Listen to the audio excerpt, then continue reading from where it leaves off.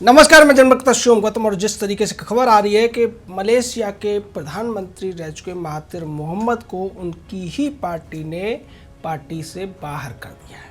जी हाँ, ये वही महातिर मोहम्मद है जिसको एक शौक चढ़ा था कि वो मुस्लिम देशों के बनने वाले संगठन का एक तरीके से सरगना बन के भारत के खिलाफ अपना अभियान चलाएगा और इसमें पाकिस्तान का सहयोग करते हुए भारत के खिलाफ जो जी में आएगा वही बोलने की कोशिश करेगा। संयुक्त राष्ट्र संघ में महातिर मोहम्मद ने भारत पर आरोप लगाया था कि जम्मू कश्मीर के इलाकों में भारतीय सेना ने जिस तरीके से कब्जा किया हुआ है वो ठीक नहीं है और ये गलत है। पाकिस्तान की मांग को सुने जाने की ज़रूरत है। इस तरीके की बातें महातिर मोहम्मद ने कही थी और उसके बाद हमने आपको बताया था कि किस तरीके से महातिर मोहम्मद ऐसा कह के फंस गया है। बाद में महातिर मोहम्मद की सरकार संकट में आ गई जब भारत सरकार ने मलेशिया से आने वाले पाम ऑयल पर एक तरीके से रोक सी लगा दी और भारत के तमाम व्यापारियों ने सारे ऑर्डर कैंसिल कर दिए। और मलेशिया की जो अर्थव्यवस्था है वो पाम ऑयल की जो इंडस्ट्री है उस पर बहुत ज़्यादा निर्भर करती है। हमने बताया था कि लाखों लोग बेरोजगारी के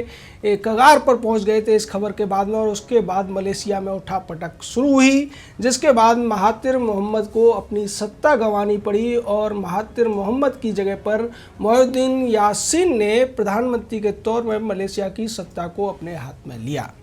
उसके बाद महातिर मोहम्मद के खिलाफ तमाम लोगों ने विरोध करना शुरू कर दिया और उसके बचने के लिए महातिर मोहम्मद ने अपने बेटे मुखरिज महातिर को पार्टी का अध्यक्ष बना दिया और जिसने मोहिउद्दीन यासीन के खिलाफ मोर्चा खोलने की नाकाम कोशिश की।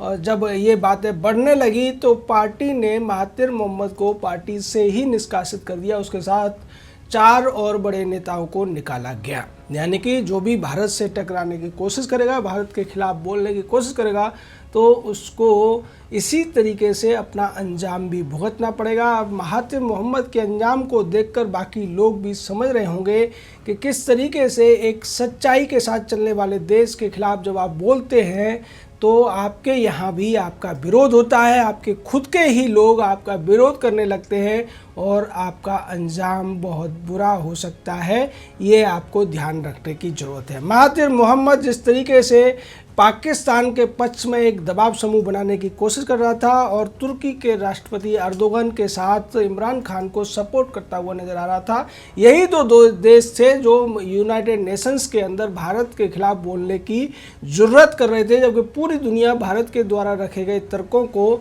जो जम्मू कश्मीर के मामले को उठाने की कोशिश की थी पाकिस्तान और चीन ने, उस पर मान रही थी। लेकिन ये दोनों देश भारत के खिलाफ बोलने की ज़रूरत करते हैं और उसके बाद जिस तरीके से मलेशिया के खिलाफ भारत ने अपनी जो शिकंजा है उसको कसने की कोशिश की थी, वही कोशिश तुर्की के खिलाफ भी हुई थी। बाद में तुर्की भी कई मामलों पर भारत सरकार के सामने गिड़गिड़ाता हुआ नजर आया था। और अब जब महातिर मोहम्मद सत्ता से बाहर हो चुका है और उसको उसकी पार्टी ने भी निकाल दिया है, भारत और मलेशिया के बीच में दोबारा से दोस्ताना संबंध बन गए हैं। नई जो सरकार आई है वो पुराने संबंधों को बहाल करने की दिशा में ही आगे बढ़ रही है। और इसी के तहत जिस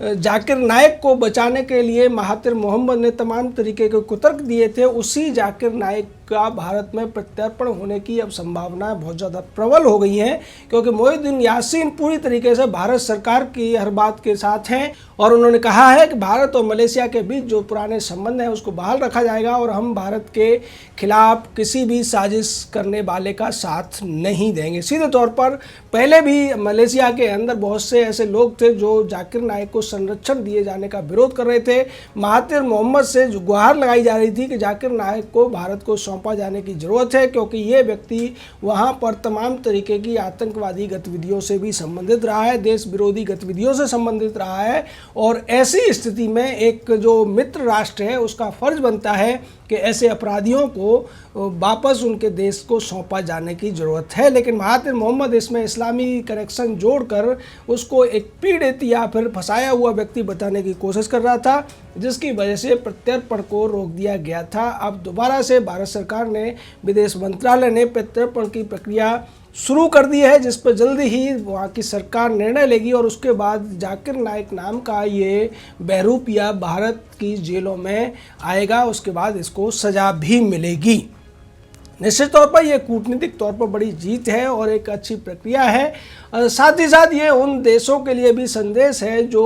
अपने निहित स्वार्थों के लिए भारत के साथ इस तरीके की हरकतें करने की कोशिश करते हैं, क्योंकि भारत दुनिया में एकमात्र ऐसा देश है जो बिना किसी भेदभाव के जब मानवता पर बात आती है तो हर तरीके की सहायता करने में पीछे नहीं हटता है। और यही आज दुनिया देख रही है कि जब कोरोना से दुनिया लड़ रही है और कई दवाएं जो भारत में निर्मित होती हैं और वो दवाएं कोरोना के मामलों में कई बहुत ज़्यादा असरदार हैं, उन दवाओं को भारत ने सभी देशों को निर्यात किया मानवता की दृष्टि से। इसी से मिलती जुलती एक खबर नेपाल को लेकर भी आ रही है, क्योंकि नेपाल ने भी अभी पिछले दिनों एक नक्शा छापा था जिसमें काला पानी, लिपुलेख और लिपियाधुरा जो कि भारत के हिस्से में थे उनको अपने यहाँ दिखाने की कोशिश की थी और ये कहने की कोशिश की थी कि भारत ने इन जगहों को कब्जा किया हुआ है। लेकिन इस बात पर भारत ने स्पष्टीकरण दिया था कि ये भारत के हिस्से में है और पहले से जो ट्रीटी चली आ रही है, जो पुरानी परंपरा इतिहास है, उसके तहत भी ये हमारे ही पास है। लेकिन नेपाल जिस तरीके से ये बातें कर रहा है वो किसी के बहकावे में आकर कर रहा है और इसको लेकर हमने भी एक विश्लेषण दिया था कि ये सब नेपाल किसी दूसरे तरीके की रियायत पाने के लिए या कुछ विशेष पैकेज पाने के लिए करता हुआ नज़र आ रहा है। साथ ही साथ चीन का कनेक्शन इसमें स्पष्ट तौर पर दिख रहा था, क्योंकि चीन ने पहले पाकिस्तान को सह दी थी और उसके बाद नेपाल को भी भारत के खिलाफ उकसाने की कोशिश की और जब इनसे भी ज़्यादा बात नहीं बनी तो चीन खुद लेह लद्दाख के इलाकों में अपनी गतिविधियां बढ़ाने लगा और उसके बाद नेपाल के साथ भारत ने सख्ती दिखाते हुए कह दिया है कि इन मामले में बातचीत से मामला सुलझाया जा सकता है। हम दोनों मित्र देश हैं और हमारे जो संबंध रहे हैं, पुराने संबंध हैं, ऐतिहासिक तौर पर भाईचारे का संबंध है भारत और नेपाल के बीच में, इसको देखते हुए नेपाल की सरकार को इन बातों पर गौर करना चाहिए। उसके बाद नेपाल की पूरी हेकड़ी अब निकलती हुई नज़र आ रही है, जिसकी वजह यह है कि पहले तो ये पूरा का पूरा जो प्रस्ताव था नक्शे वाला वो संसद में पास नहीं हो चुका है, क्योंकि इसको संशोधन के तौर पर लिया जाना था और उसके लिए संसद में 2/3 बहुमत की आवश्यकता थी। लेकिन नेपाली कांग्रेस ने कहा कि इसको ज़्यादा विचार करने की ज़रूरत है। दूसरी तरफ जो मधेसियों के समूह हैं उन्होंने भी कहा कि हमारी बातों को भी रखने की ज़रूरत है। तो इस तरीके से खड़ग प्रसाद ओली की जो कोशिश थी वो लटक गई और उसके बाद जिस तरीके से पूर्णचंद थापा जो कि नेपाली सेना के प्रमुख हैं उन्होंने भी कह दिया था कि मैं इस पर कोई बयान जारी नहीं करूंगा, क्योंकि केपी ओली ये चाहते थे कि जिस तरीके से मनोज मुकुंद नरवाने भारतीय सेनाध्यक्ष ने बयान दिया था उस बयान का जवाब पूर्णचंद थापा दें, लेकिन पूर्णचंद थापा ने पूरी तरह से इनकार कर दिया, जिसके बाद रक्षा मंत्री की तरफ से नेपाल ने ये कहलवाने की कोशिश की कि नेपाली सेना अपने हक के लिए लड़ने को तैयार है। लेकिन फिर भारत की तरफ से जिस तरीके से कूटनीतिक दबाव और कूटनीतिक तरीके से इसको मामले को नेपाल को समझाया गया, उसके बाद नेपाल के जो भारत में राजदूत हैं नीलांबर आचार्य, उन्होंने भी अपने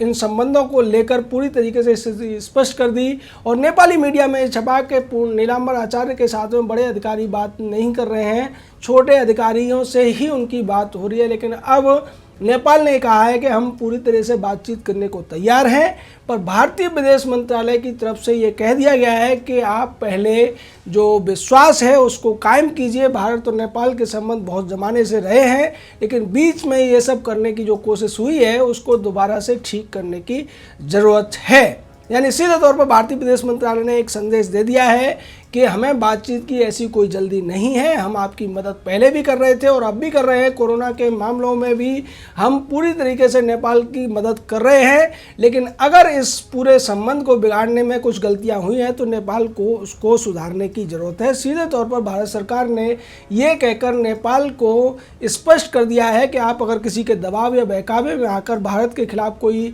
साजिश में शामिल होते हैं या इस तरीके की हरकत करते हैं तो उसको सुधारने के बहुत ज़्यादा ज़रूरत है, क्योंकि उसको सुधारे बिना आप जो बातचीत की कोशिश कर रहे हैं वो नहीं हो सकती है। सीधे तौर पर कूटनीतिक तौर पर अगर देखा जाए तो ये बहुत बड़ा एक सफलता की बात है। लेकिन इसी को लेकर जिस तरीके से भारत की विपक्षी पार्टियां भारत सरकार को घेरने की कोशिश कर रही थी, अब उनके भी तोते उड़े हुए नजर आ रहे हैं, क्योंकि उन्हें लगता था कि ये विवाद बढ़ेगा। मलेशिया को लेकर भी तमाम तरीके की बातें कांग्रेस की तरफ से की गई थी और नेपाल और भारत के बीच जो थोड़ी बहुत तनाव की स्थिति बनी थी, इसको लेकर भी कांग्रेस की तरफ से बड़े बयानबाजी की गई और ये कहने की कोशिश की गई कि भारत सरकार को पूरे देश को इस बारे में स्पष्टीकरण देना चाहिए, ये सब क्यों हो रहा है। यानी कांग्रेस ये चाहती है कि जो राजनीतिक स्तर पर होता है, जो कूटनीतिक स्तर पर होता है, जो राष्ट्रों के स्तर पर होता है, उस बात को भी कांग्रेस को बताने की जरूरत है, चूंकि कांग्रेस इस देश में शासन कर चुकी है। जबकि संविधान ये कहता है